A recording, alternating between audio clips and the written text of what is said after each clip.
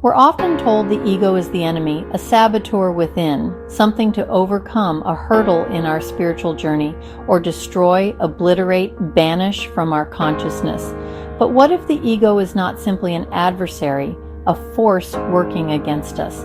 What if it's a necessary part of being human, an integral component of our experience?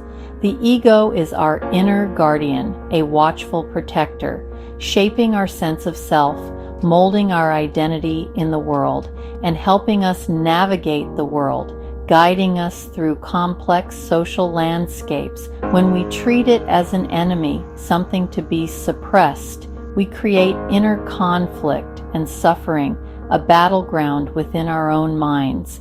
Instead, what if we chose to understand it, to listen to its concerns? Like a loyal dog barking to protect us from perceived threats, the ego is simply trying to keep us safe, shielding us from vulnerability. The real path to peace isn't silencing the ego, forcing it into submission, but soothing the fear behind it, understanding the anxieties that drive its behavior. Let's begin this journey with compassion, with an open heart and mind, seeing the ego not as a barrier, an insurmountable obstacle, but as a doorway to deeper self-understanding, a threshold to greater awareness. By meeting the ego with kindness, with patience and understanding, we start the process of healing, of integrating all parts of ourselves and coming home to our true selves, to a place of wholeness and peace. The ego is the architect of our identity, the builder of our personal world. It's the part of us that actively shapes how we see ourselves and how we interact with everything around us. It confidently says, "I am here," declaring our presence and staking our claim in the world. It helps us set healthy boundaries, guiding us to make informed choices and build meaningful relationships with others. When you leave a draining job that no longer serves you, or consciously choose supportive friends who uplift and encourage you, that's your ego actively protecting your well-being and ensuring your emotional safety. The ego gives us the necessary confidence to share our unique gifts with the world and to fearlessly pursue our passions, even when faced with challenges or doubts. In its healthy form, the ego is a powerful ally, a valuable partner on our life's journey. It's what allows us to confidently express ourselves authentically and honor our deepest needs and desires. Without it, we lose our center, our sense of self, and become easily swayed by the opinions and expectations of others. A strong yet flexible ego holds our spirit safely, providing a secure foundation, letting us confidently move through life with purpose and direction. The ego, at its best, humbly serves the soul, allowing our true selves to shine. The ego's protective role can become distorted by pain or trauma. When wounded, it builds walls, not just boundaries, but barriers that shut out the world. It may become a harsh inner critic or hide behind perfectionism and masks. Society's pressures can push the ego to seek approval through status or appearance.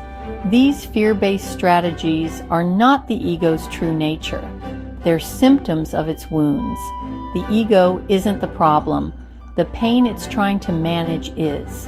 Our work isn't to banish the ego, but to help it realize the war is over. It's safe to come home. Healing truly begins when we shift our perspective and see the ego not as an adversary, but as a friend, perhaps a misguided one, but a friend nonetheless, a friend in need, certainly not a villain. Mindfulness provides the space and clarity to notice the inner critic, to observe its patterns without immediately fighting it or getting swept away by its negativity. We can then consciously choose to offer compassion to those frightened, vulnerable parts of ourselves, much like comforting a scared child, offering reassurance and understanding. For example, someone grappling with social anxiety can learn through practice to meet their fear not with resistance, but with kindness and self-compassion, gently saying to themselves, It's okay to be scared. I understand. I've got you. You're safe. This approach doesn't magically erase fear overnight. It's a process, but it fundamentally transforms our relationship with it, fostering resilience and inner peace. The ego, in many ways, reflects our deepest wounds, our past traumas, and our unmet needs. Therefore, instead of shattering the mirror in frustration, we can choose to look with courage, with understanding, and with unwavering love. Every challenge, every perceived setback, then becomes a valuable chance for profound self-discovery and growth. Compassion, in its transformative power, turns the ego from a perceived monster into a trusted and insightful guide on our journey.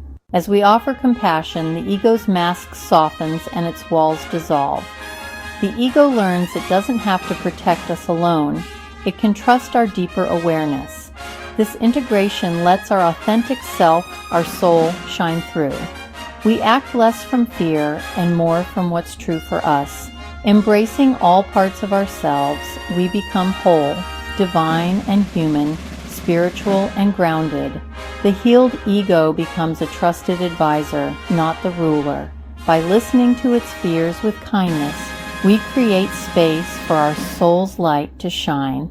This is the path of radical acceptance, the journey to wholeness.